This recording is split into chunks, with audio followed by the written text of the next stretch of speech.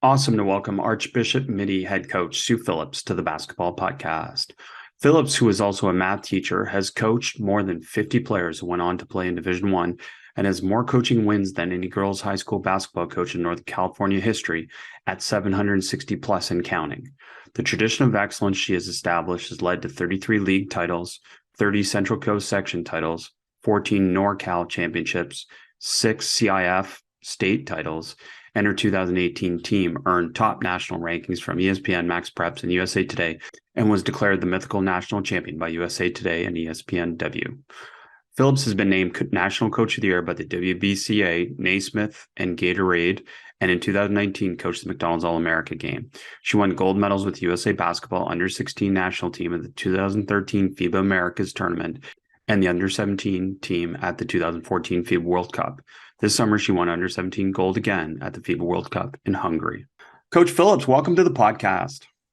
Thank you for having me, Chris. I'm looking forward to talking some hoops. Well, I'm looking forward to as well, and just incredible success at many different levels. And I want to dive deep into some program building, and I want to start with one thing that you said, and I want you to explain this a little bit more for us, if you would. Build a program and guard against building a season. Well, especially at the high school level, when you're charged with managing all three levels, I think as a maybe a young or inexperienced varsity coach, you might have a tendency to try to hoard all the talent on one team and try to think about how we can be as successful as we can in one season. And yet, if we don't guard against this notion of building a program and thinking that, we need to develop the players and place them on a team where they're going to vie for quality game minutes. So kind of basically like, you have a great freshman, and if that freshman isn't in your top 8 to start the season, then I would really, maybe take a closer look as to whether or not that particular player would be better suited to play freshman or JV. And we have our program like a triangle. So it isn't a ladder, like you go from freshman to JV and JV to varsity. We do both the freshman and JV feed into the varsity. And every day we have an hour, which we call split shift, where we take 3 to 4 JV or freshman players that practice an hour with us and then an hour with their particular team. So we take great pride in looking at how our players develop over the course of 4 years, and what's the best track for each and every individual player might be different. And so, sure, it would be great to take all the top talent in our program and put it on one team. And I work with my staff and I work with those kids every day, but I think it's short-sighted, right? Well, I love hearing this. And this is really, there's so many things that you can offer us, but one is not just building excellence, but sustaining it. And that obviously comes back to a little bit what you just said. So maybe let's go a little bit deeper then. How do these players actually get into your program? Are you doing something at the feeder school level? I know you run the San Jose AAU program, some of these different things. So can you talk to us about the beginning of this program before they even get there? So huge believer of grassroots, right? And whether that's giving back to the game through USA Basketball Coach Academy or Regional Skills Camp, founded an AAU program called the San Jose Cagers over 20 years ago. To basically do that, provide a quality coaching atmosphere in which we focus on development from grades 4 through 12. And while I think there's a lot of basketball heads out there that feel we should be doing this 12 months out of the year, in particular, especially with the 5th graders, 4th graders, we offer the program for 3 to 4 months out of the year. We certainly want to encourage them to play other sports and get involved in other activities. Keep them healthy between the ears as well as, with their bodies.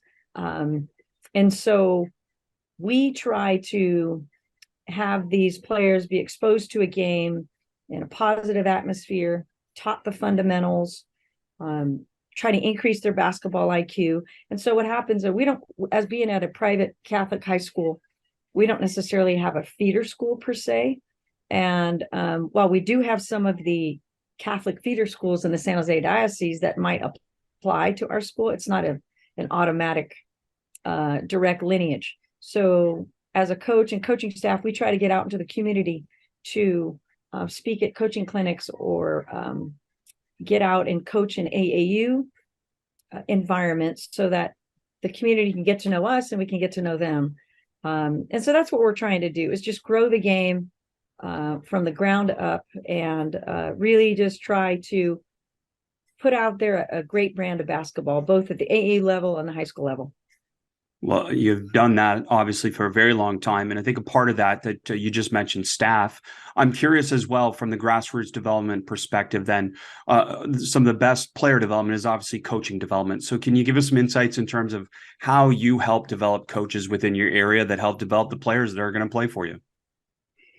I think, Chris, sitting here and dialoguing about basketball is one of the ways I think we can encourage each other to get better.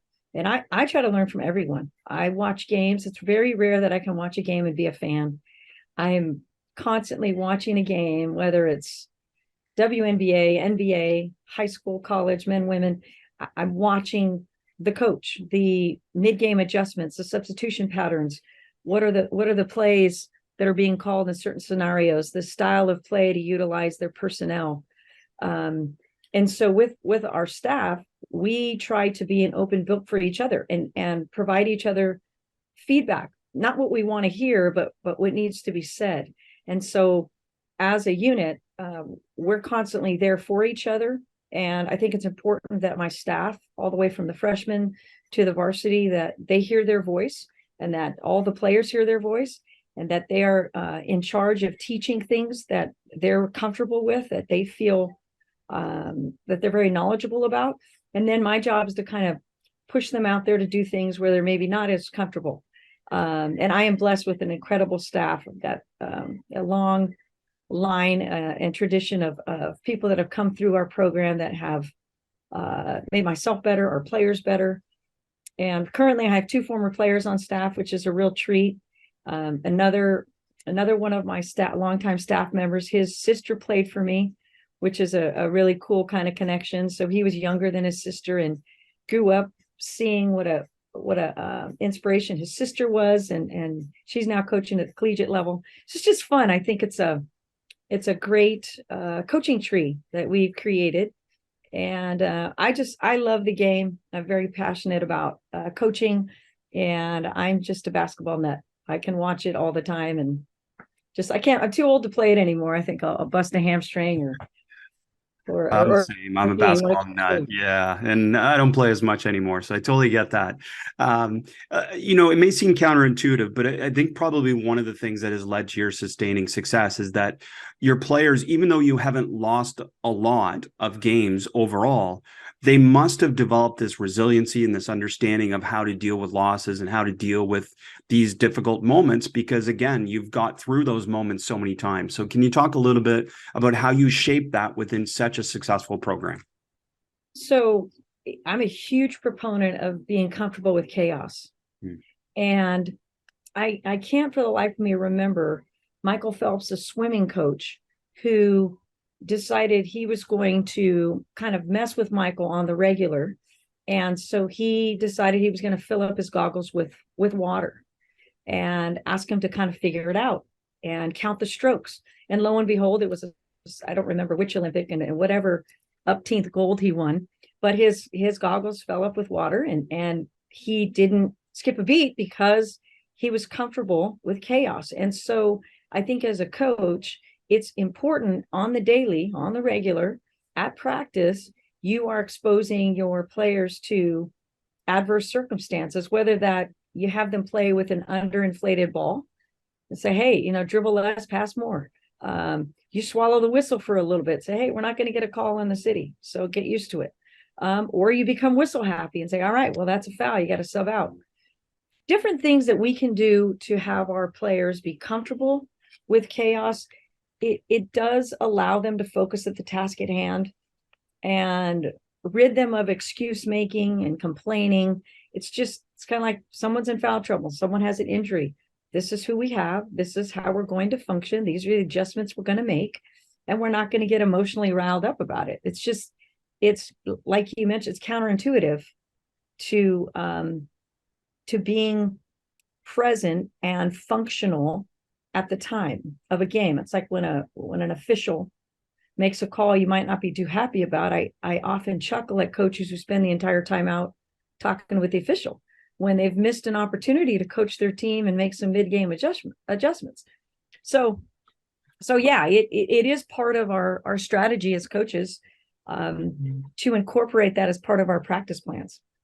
Bob Bauman is his coach, Yes. or Bauman, I think. And it just struck me. What a great example, by the way. And your examples from basketball. But it also struck me that what you're essentially doing is you're normalizing these realities for your players, that these things may happen and we've dealt with them before. So it becomes normal. Can you also give us an idea of how you help these individual players? Because different ones will react differently to these situations with specific coping strategies to be able to handle these situations. That's a really good point. We I don't know, maybe about 15 years ago, I realized, okay, so now this is year 30, right? So what worked 30 years ago, I grew up under the era of, the carrot or the stick. Well, the stick isn't going to quite fly anymore.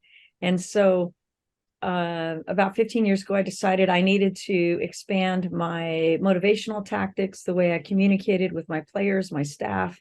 So I went back to school to get my degree in performance psychology. And one of the things that I learned in that, as we all probably assume and should know, but we don't, is that each player is going to react differently to the things that you do. And we cannot have the attitude, it's my way or the highway. And so one of the things we talk about is you may not be feeling confident, but you can walk confidently. So, and that can be in the way, chin up, shoulders back, proper posture. It's like you're extremely tired. You don't need to look tired. You don't have to have your hands on your knees. You don't need to cross your legs when you're standing. We talk about facial expressions. So when there's this frustration, it's like, hey, we need to make sure that our facial expressions and our body language is demonstrating this idea that we are determined. We're not discouraged. We're not frustrated. We're focused.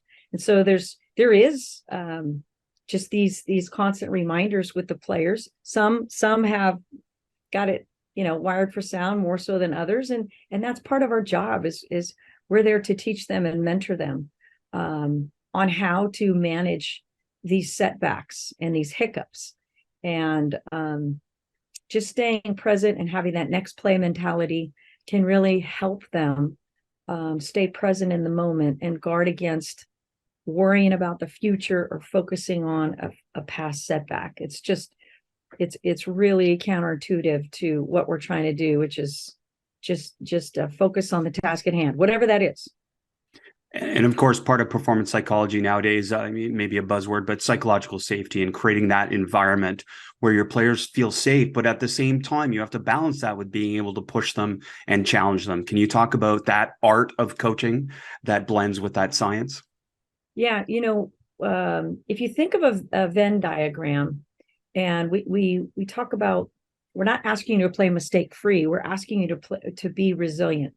So in those moments, we want to be process-based, not outcome-based. So I said, okay, let's list what you think would be a terrible thing that could happen in a game. And so, they'll immediately go missed shot, right? Or they'll say a foul, or they'll say a turnover, or you lose something. So when I explain to them, it's like, you can actually have a list of things that are incredibly encouraged and applauded and rewarded from the standpoint of your coach is getting excited for you, and yet they fall into that category. For example, let's say we got fouls to give, and we actually want a foul in that scenario because we got fouls to give and we want to eat a little bit of the clock at the end of a quarter. Or maybe you're out of position. I'm going to foul on the block out instead of fouling on the putback, right? So they're both fouls, but fouling on the block out is a better play. And that's actually applauded. It's like, hey, good job. We had a foul to give. You saved us an easy putback. Sometimes they're like, oh, I missed a shot. Well, that shot was in your wheelhouse. It was after ball reversal. And a good shooter is still going to miss more shots than they actually make. So putting it in perspective about this idea of it can't just be about this outcome-based process in which we determine whether or not we're making strides, we're being successful, I'm having a good day. If we can focus on the process, about our effort, our attitude, our decision making, I think is the biggest thing I work on with our kids on the regular, is what are the decisions we're making with the ball, without the ball, on offense, and then on defense. That's how we really want them to play the game in a way in which we're making good decisions. So like turnovers, we have we have a hierarchy of turnovers. So a bad decision is like the lower ring of a turnover, and we try to eliminate those in the first 2 months of a season. Then the second type of turnover is like a timing mechanism. Maybe, they make a great read, pressure release, the cut back door, great bounce pass. It's just past the fingertips of their teammate, right? Or maybe it's the wrong kind of pass, right? But it's the right decision. And then finally, what if you make a great play, great read with the basketball, and then this player does this incredible defensive play and covers 30 feet, to get a steal? Wow, it's a turnover, but it was a great play by you, great decision, and you tip your cap to the opponent. So we try to get to this place where all of our turnovers are on that upper echelon, where we're making great decisions. It didn't connect. And as you know, a growth mindset is what you have to actually get better, because you can't get better if you don't make mistakes. Well, you've referenced that, obviously, the making mistakes. And then I love that idea of the categories of turnovers, because again, especially that last part, which we don't ever account for the defense, and that they sometimes make great plays, don't they? So that's tremendous. I'm curious about your actual practice, and you referenced change over the years, but traditionally coaches love these perfectly organized practices, but I hear you reference a little bit of the chaos, the mess, and stuff like that. So talk to us about what a practice looks like for you in this modern era, knowing that you have to create some of these chaotic, messy situations. The chaotic and messy situations are how you manage, I think, the practice, right? Having a little bit of bandwidth for the craziness that might occur if you're playing. Let's say you're doing a drill that's disadvantage offense. So you're playing 3-on-4 or 4-on-5, and you're trying to get them to manage. How do you handle a frenetic, chaotic defense that's trapping you everywhere? Can we eliminate the live ball turnover?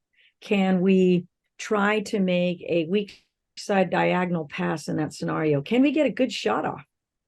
And so to answer your question, the comfortable with chaos, it might be the underinflated ball, but it often has to do with how we're creating these scenarios in practice that will just be a little bit frustrating, a little bit as a disadvantage. And with every practice, we typically start every practice with some type of pressure shooting.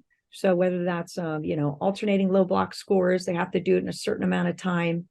We try to make practices competitive without becoming divisive. When you think about competition, people think like 1 versus 1 or, 3v3.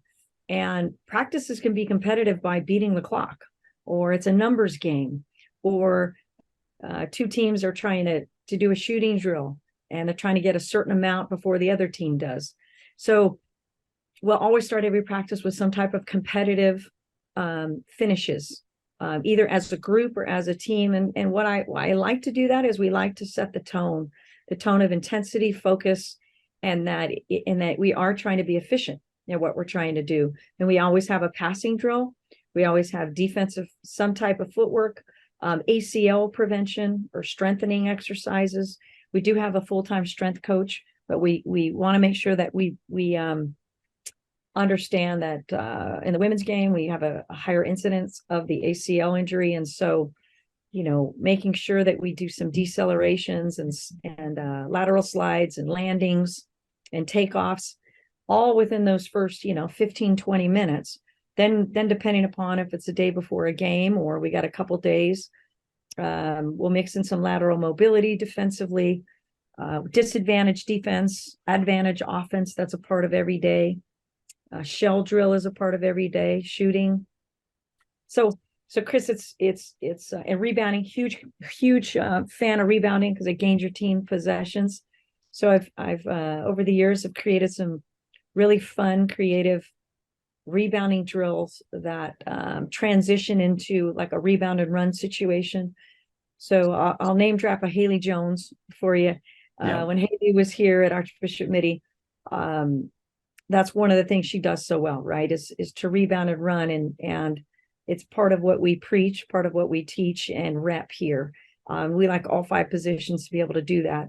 And you can't want that to happen on game day unless you actually rep it and teach it and provide your players with the skill set to be successful in transition to make a good decision like that. So, yeah, I try to make it different every day. I mean, yeah, we're going to work on rebounding every day, but I want that rebounding drill to be different.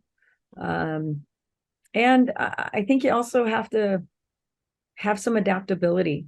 If you're going through practice and they're having a rough spot about something, let the players call a timeout, work through it. Or maybe you cut that drill short, revisit later, or, call an audible and punt it for tomorrow. Because at the end of the day, you too have to demonstrate the ability to be resilient. And I'm fiery and intense. Don't get me wrong. Like patience is not my strength. And so as a coach, I've have to work to digest some moments that I would rather say something, and instead you just got to write it out. Well, I want to come back to your intensity a little bit and touch on that, but you reference Haley Jones, obviously incredible career for you in Stanford. And for players like that, you've coached so many unique players and talented players, that reach their next level.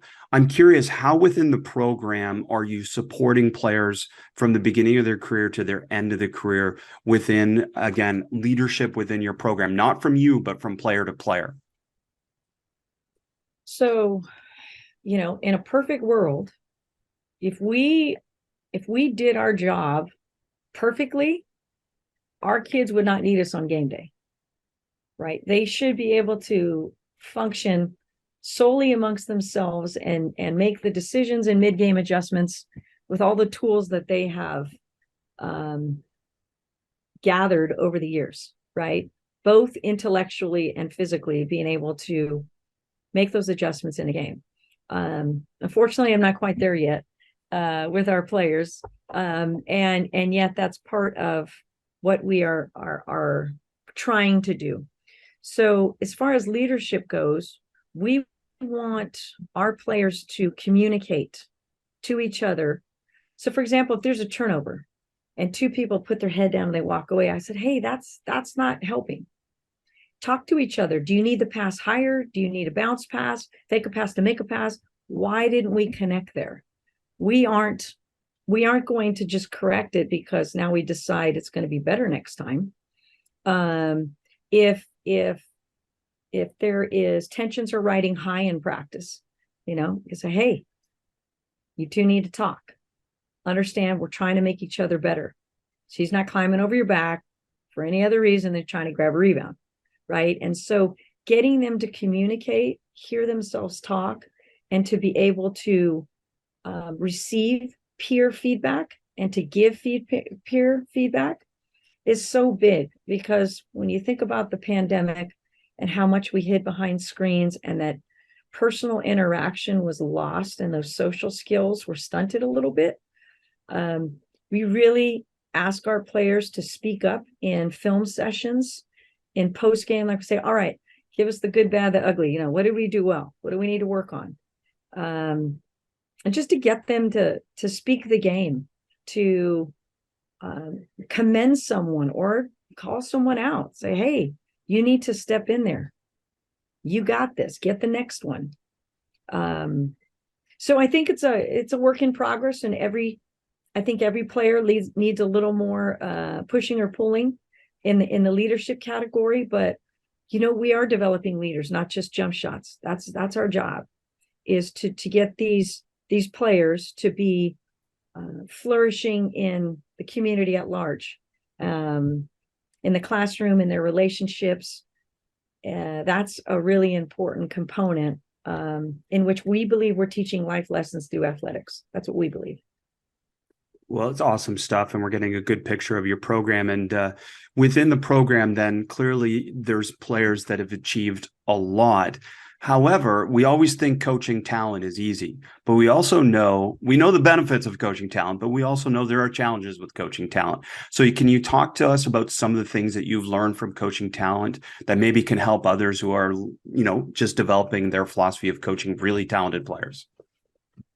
Yeah, I think, when you look at a scenario like when I'm coaching the national team, you got 12 All-Americans, right? And so tell them, I say, hey, it's great. You're one of the best one-on-one players we've got, but this game is played with 4 other teammates. And one thing that really resonated, it hasn't ever missed the mark with any player. It is simply this: if your shot attempts exceed all your other stats combined, then you're not fulfilling your capacity or potential as a player. So for example, if a player is taken 10 shots, they should have some steals and rebounds and assists that equal 10. And if they are contributing in these other categories, then it's starting to paint a picture that they're playing a well-rounded game. And so that's one of the measuring tools that we try to talk about with, say, the national team, or even with, the All-Americans that we've coached here at Archbishop Mitty, is, hey, look, if you're just jacking up shots and you're not contributing on the defensive end with steals, or you're not creating for your teammates, making the next best play, then you're kind of selling yourself short of your potential as a basketball player. Sort of like this, someone will say, hey, I'm a great basketball player. Well, if a student's getting an A in English but an F in math, they're really just a good English student. They're not a good student. So if you think you're a good basketball player when all you're doing is just making shots, you're actually a good shooter. You're not a good basketball player. And so if you want to be a really good basketball player, you've got to be able to fill up a stat sheet and contribute when the ball is not in your hands. Contribute not just with scoring, but with assists, with screen setting, with communication, leadership, all these things that can make these players impact the game in a much more impactful way. So yeah, I can go on and on about it, because it's so much more than a scoring average. And like with the national team, we talk a lot about, like, are you the kind of teammate you want to have? And when you get to the next level, how do you think, next level being college, do you think you're just going to be permitted to shoot 25 times a game and not contribute in other ways, any other way, shape, or form? Right. I love that. That example is gold, Coach. Thank you for sharing that. And I may get your phrasing wrong, but I think I read somewhere where you talked about higher standards as a gift, which goes hand in hand with this, isn't it, as well? Absolutely. Having higher standards is a gift, because essentially we're saying you're capable of doing that. And it's also an incredible responsibility, right? With that, those opportunities come great responsibility. And I think it's amazing to be able to have 5 players out there on the floor, and we can, assist on 75% of our baskets. That's kind of what we're trying to do when you're coaching a McDonald's All-American game, or a national team, or a team that's got its share of some talented players and other players that are maybe not quite at that level. It's a great way to have those players who are a little more skilled, teach them how to pull the others along, raise the floor, not just raise the ceiling for those kids, but have those marquee players learn how to raise the floor, to pull those other players along, so that the quality of basketball is becoming better across the board. I think we're selling ourselves short as coaches if we just highlight one player the whole time. Like, it's a team. It's a team, but also, and I imagine this is part of what you're saying too, it's okay to acknowledge that one player is better than another, because chances are they're better because they've worked harder to get there. Is that part of the mindset too, to be able to acknowledge the work and effort that went into being an elite player? Yeah, I think, being an elite player, sure, there's some God-given talent, right? There's some innate abilities coming through the door, but I don't think anybody gets to that level by just snapping their fingers, clicking their heels. Of course. Right. And so if anyone feels that there should be any resentment, if anything, should embrace this notion that, wow, I have this great player on my team. What can I do to learn from them? How can they learn from their teammate who is not as skilled? Maybe that player who isn't as skilled might come to the table with a better sense of like resiliency because they've struggled more, right? They don't have that God-given talent, haven't received all these accolades, so they might be a little more resilient than that top star on the team. And so I just think it's really important that you try to mesh the team and understand that we're all building together collectively to be one fabric, as opposed to just puzzle pieces, right? We really want to mesh together to become one unit in every way, shape or form. And I found the phrasing I wrote down for you that you said, never apologize for wanting to be great. And that's okay to have players that want to be great, right? Yeah, I think never apologize for being a winner. Never apologize for wanting to be great. Sure, you can't be a jerk about it, but wanting to be great is wanting to hear the truth, the brutal truth, not just being applauded because you're working hard. Well, that's the price of admission at the door. You're expected to work hard.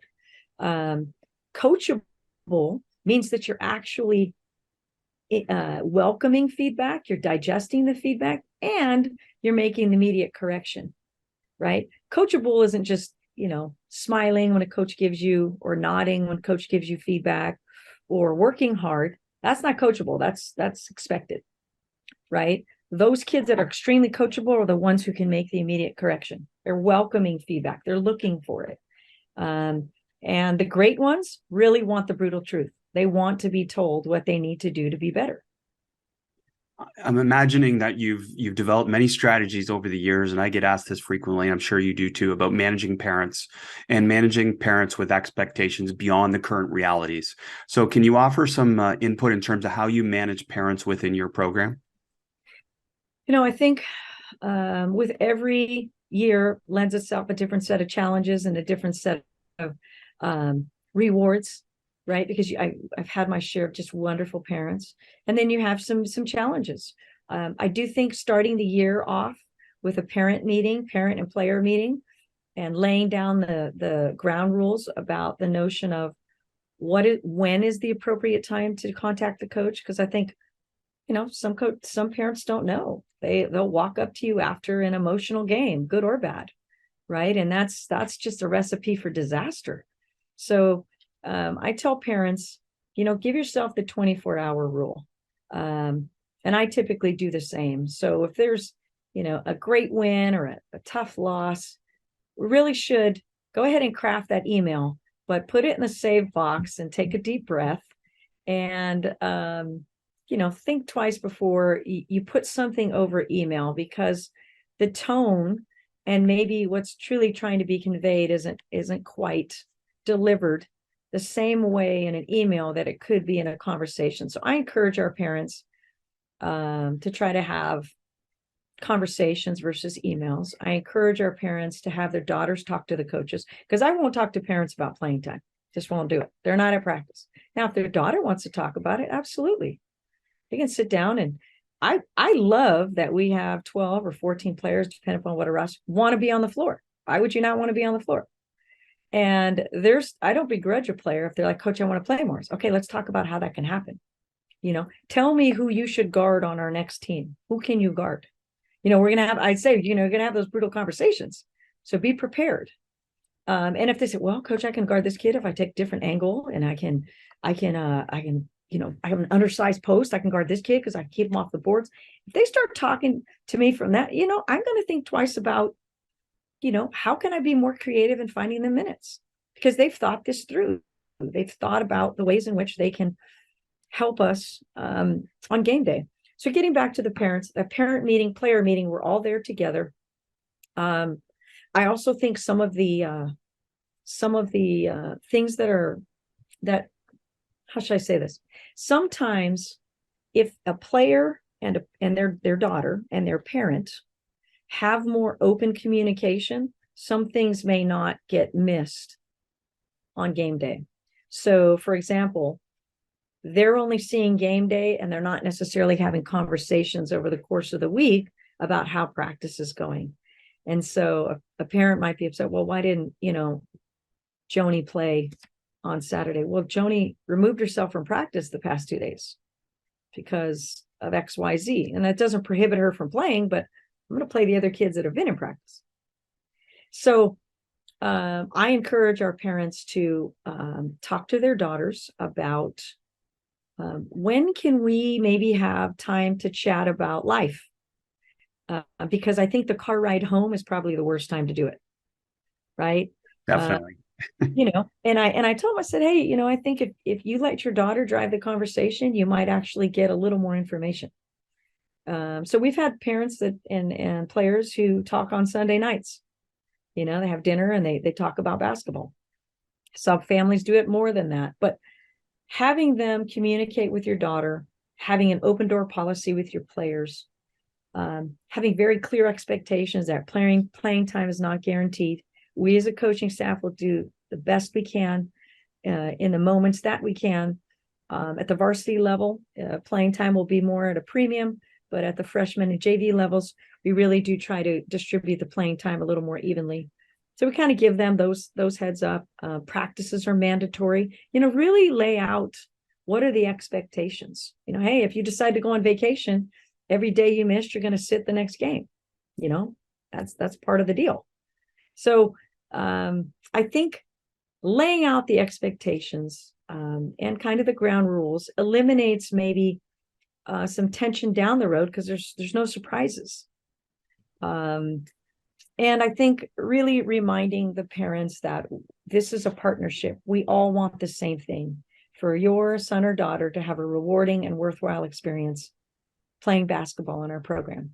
And if we can guard against this idea that the coaches, we're adversaries, it's bananas, right? Just because maybe your kid's not playing as much that you would like. And I don't think I've ever played a kid as much as a parent would like in 30 years. I think, it's just, and you never will. Right. So, and to always remember that, when you're in the stands, try to remind our parents that you are next to someone else's mom or dad or sister or brother. And even I have my loved ones in the stands, that we all have to remember that we should be kind and supportive. No one is trying to mess up. And I always get a good chuckle. I said, it's like coaching from the stands. Think about how counterintuitive that is. If you were to sneak into my algebra class and I call on your daughter and say, okay, what is 5 times the quantity of X minus 3? And you're yelling from the back, distribute the coefficient. It sounds nuts, right? These real life examples are needed to connect parents with understanding what it's actually doing, because somehow it's become acceptable in sport to do that. And it's not acceptable if you're doing surgery. I'm not standing there telling you what to do and you're wrong. Yeah. And the other example I give, which I think is so poignant, is this idea of, okay, we just called a timeout. We've got a big lead. You've been working with your daughter on her shot and we got a big lead. So we're not trying to jack a 3. So we're trying to work inside out and utilize some clock. Okay. And then we're going to try to work inside out and still attack the basket. Well, all of a sudden your daughter gets in, we break out of the timeout and you're yelling, shoot it. And we're yelling, you look inside. And all of a sudden your daughter's there. Her son has got their head on a swivel with the ball. What a disaster, right? The poor kid, because we've got, and I try to explain, by coaching from the stand, you're really putting your son or daughter in a quandary, right? It's just you're taking their freedom away from them. Right. Yeah, that's Right. absolutely great. I'm so glad you brought that up. And then, the other part that I want to come back to, because I think that's a huge part for especially developing coaches, is understanding competitive intensity. And you referenced your competitive intensity as being real and authentic. So talk to us a little bit about how you manage that and maybe how it's evolved over the years, as you said, from this carrot and stick approach to now the modern era. Right. Like, you know, our intensity and our competition is built strictly on standards, and whether that's a time, whether that's a number. And so the tone is very direct and intense, but it's never demeaning. And our instruction is prescriptive. So for example, if you see a coach beside themselves on the sideline yelling rebound, you're not giving them any type of instruction. You're just yelling at them to rebound. Okay. Versus saying something like block out, find a body, swim or spin. You're now instructing them with some kind of prescriptive feedback that allows them to make the adjustment and be successful. Right. Or, you see a coach screaming because they're competitive. Quit turning the ball over. Well, okay. How about fake a pass to make a pass? How about jump stop?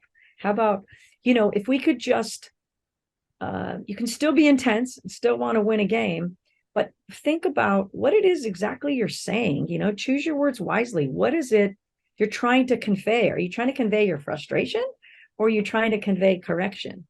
Because if we can convey correction, then your tone can be managed by your players, because they know you're just a fiery individual. But your language is appropriate and your message is actually spot on. Right. And I think that, to me, in a nutshell, is the huge distinction between the two. Convey, correction, prescription. I could not agree more. I've been on this for the last year at every clinic I speak at. Just telling a player to make a layup gives them no information at all. Sure. Telling them to set a better screen gives them no information at all. Give them prescriptive information. So I'm so glad you said that. And then that is okay to be intense in those situations, is what you're saying, because your players now understand that you are trying to help them. Right. And I often talk about match my intensity, because we are really big on mental agility. And mental agility for us is the ability to switch gears quickly, whether that's, offense to defense, or all of a sudden there was a quick switch defensively and you're able to manage that mismatch. You're able to see it and deliver the basketball where it needs to be. And so in practice, we do a rapid fire drill where we're just barking, like switching offenses quickly, switching defenses quickly, and seeing if I can rev them up between the ears so that they're learning how to calm the waters between the ears. And, there are other times where I'm like, match the intensity, match the level of speed that we're thinking. And so it's not a bad thing, right? When we're talking about match the intensity, no one's mad, right? No one's angry. No one's a bad person. We're just fired up and intense. Like, we are ready to go get the basketball, and we are determined and fired up to compete. But it's not go kill the other team. That's never the message, right? No one's mad. No one wants to hurt somebody else, but it is, let's go compete. Like, you've got to love to compete more than you fear fatigue or fear mistakes or whatever that is. You've got to love being in that moment of great competition than you fear the outcome, right? Like, whether you win or lose, that's not the point, because winning and losing is a byproduct of how you conduct your business, right? We win more than our share. We have an embarrassment of success here. And yet I'm not going to apologize for it, because I know I work my tail off, right? As do my kids. And it's just this, I'm very passionate about it. I think the mental approach to coaching and the mental approach to playing is so often overlooked, because it truly is how someone operates between the ears, whether or not they can overcome a setback or not. And basketball is that. It's a series of setbacks. Well, you shared your schedule with me, so I know you're definitely earning it, Coach. You got a lot of different things going on, obviously, in a day, and managing the program and teaching math and all the different things that go with it. I also love your overload philosophy, where you're going to overload players. I know one area that you've had to become more of an expert on over the years is this overload of hype and social media and managing expectations and all these different rankings and all those different things. So can you give us your best practices and advice for managing the hype that surrounds players nowadays? Yeah, I think it's part of the world we live in, right?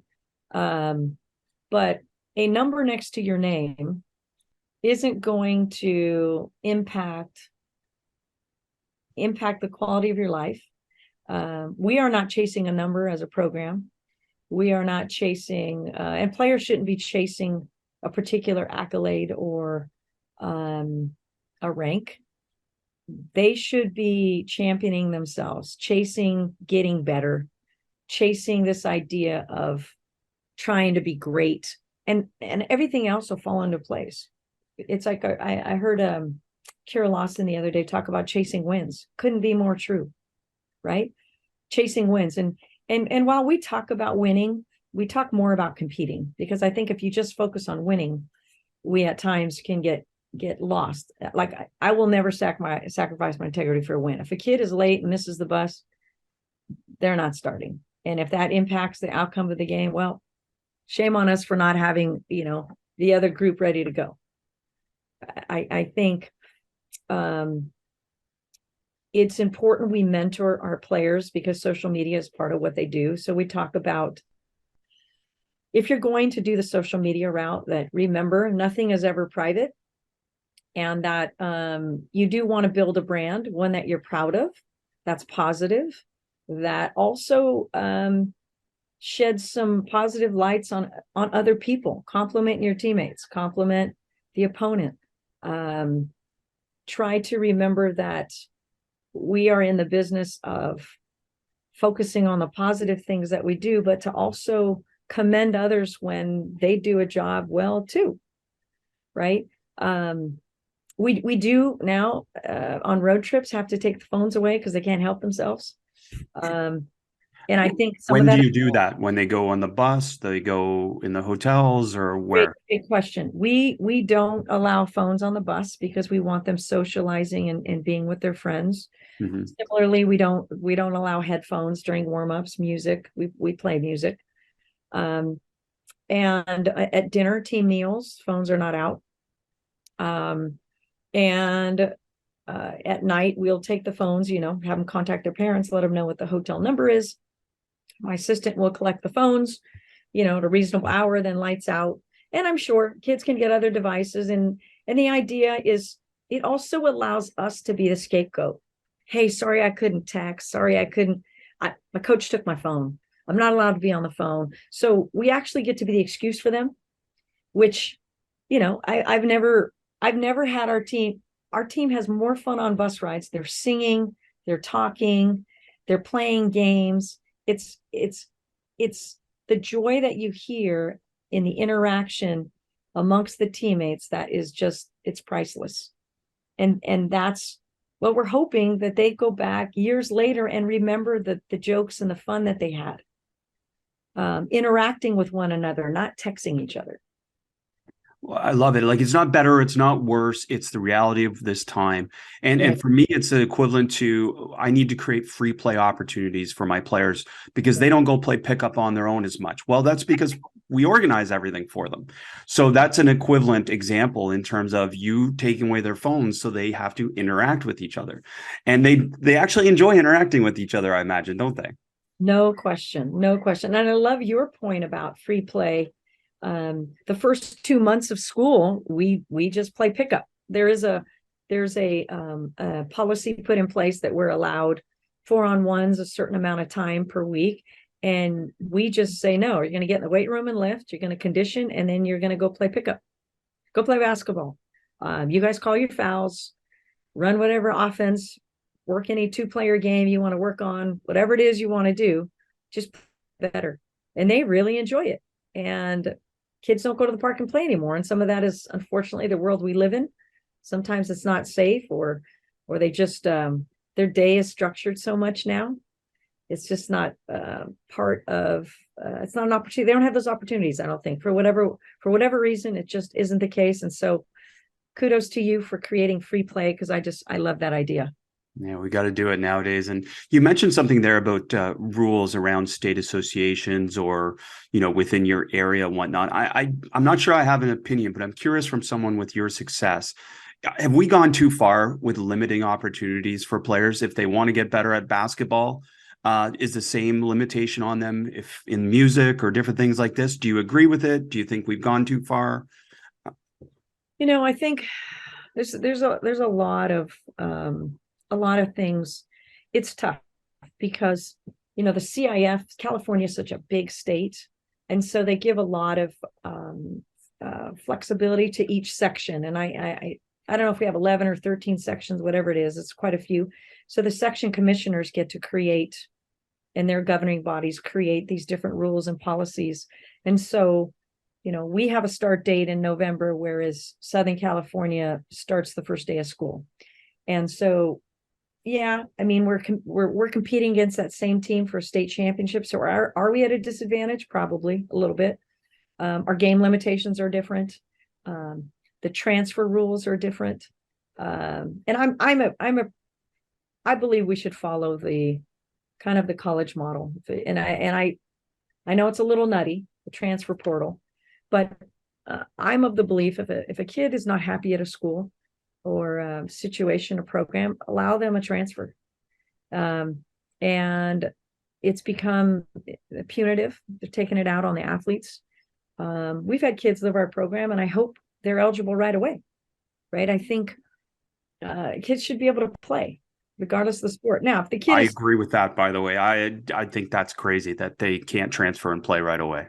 Yeah. And I think it's if a kid is transferring every sports season or every year, then yeah, I think there needs to be some type of corralling. Or if a school is just a hotbed for transfers, then I think there should be some eyebrows raised, sure.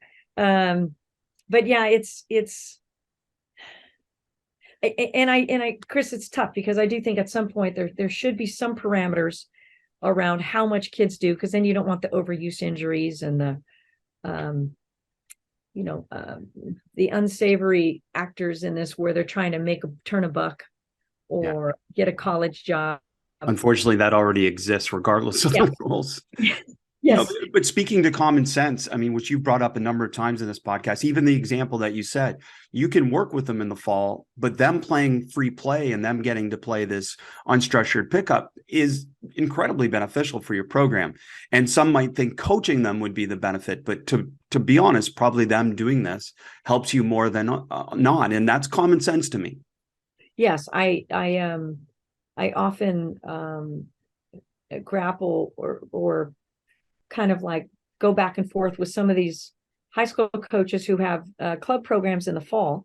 I don't run my club program in the fall, the high school level, that is, because I don't want an overuse injury. I don't want to have a club program to circumvent the rules. I think playing open gym is perfect for them, being in the weight room, and then having some off days. I mean, this is considered the off season. So rest is equally important as training. And we had over 30 Division I coaches, not just Division I, but coaches come through our gym for open gym. So, some people say, well, you don't want your kids to go to those exposure tournaments. Well, I think they're getting plenty of exposure at open gym. They're doing okay. Yeah. So yeah, the free play is huge. So important. Coach, a big challenge in our game is keeping officials or getting new officials to come into our game. And, personally, why would I ever officiate nowadays if I have to deal with all the different potential pitfalls of officiating? So maybe first talk to us as coaches about advice in handling officials and, creating a better environment for an official to be able to officiate our games. And then beyond that, just the bigger picture. Yeah, I think so glad you asked that question.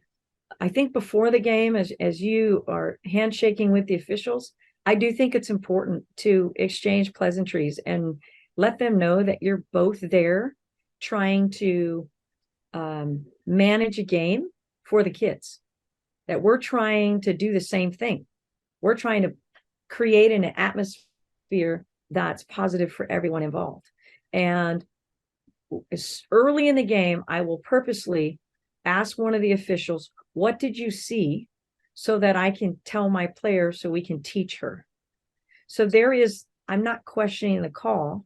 I'm asking so that I can learn and then convey the message, as opposed to, why is that a foul?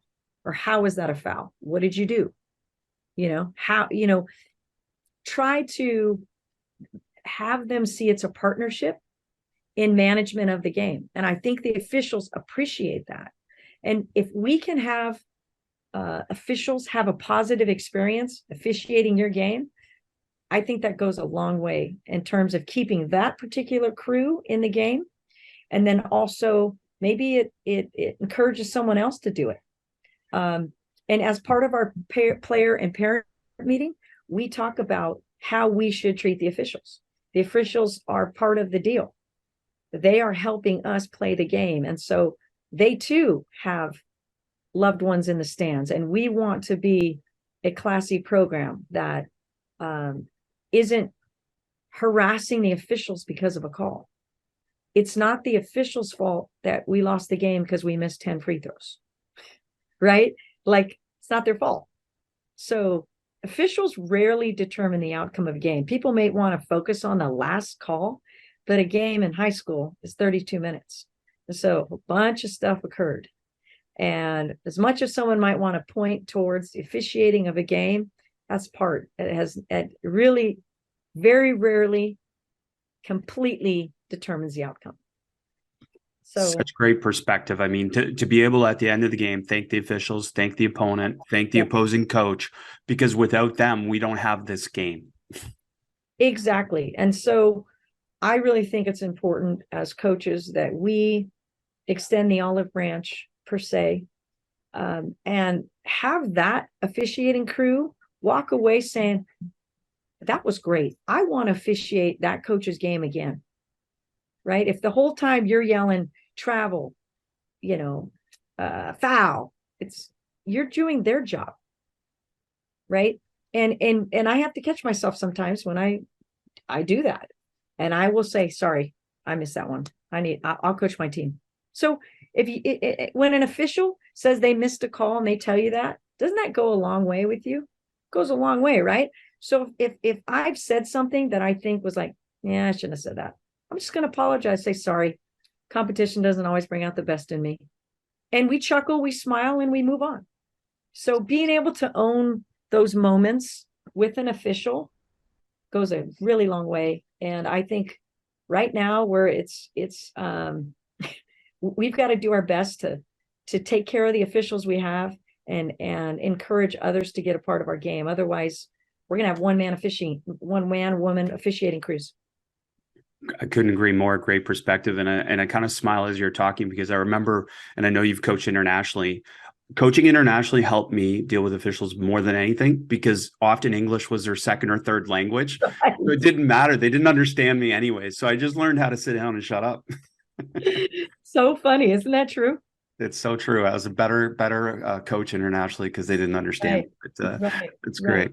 Coach Phillips, I mean, I cannot thank you enough for sharing the game with us and all you've done in service of the game. Just an incredible career. And I know it's going to continue on, but thanks for taking the time and sharing with us.